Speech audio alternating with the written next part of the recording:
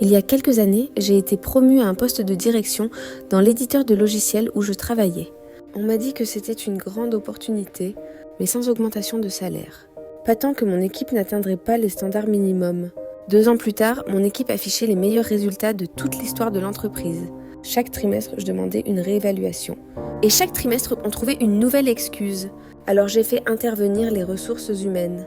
Et comme par hasard, une date d'évaluation a été fixée.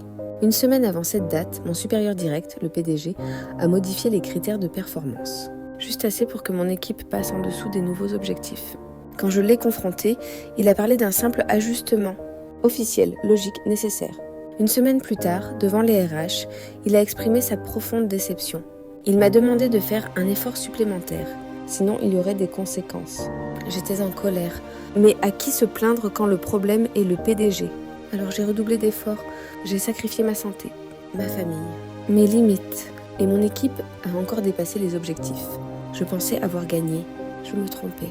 Quand il a compris qu'il allait devoir reconnaître mon travail, il m'a convoqué à une réunion pour créer un document de formation. Tout semblait flou, aucune tâche claire, aucune échéance. Il esquivait tout. 1 mois plus tard, j'ai été convoquée au RH. Motif, je n'avais pas distribué le document. Le PDG était là, avec ses propres notes, affirmant que la mission m'avait été confiée. C'était faux. Je l'ai dit, on m'a traité comme un enfant capricieux.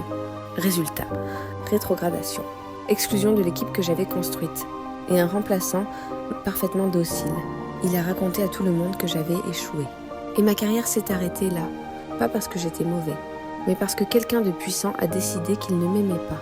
Il n'y a pas eu de justice, pas de revanche. Le méchant gagne. Parfois, les gens au sommet ne cherchent pas à réussir. Ils cherchent juste à écraser ceux qui essaient.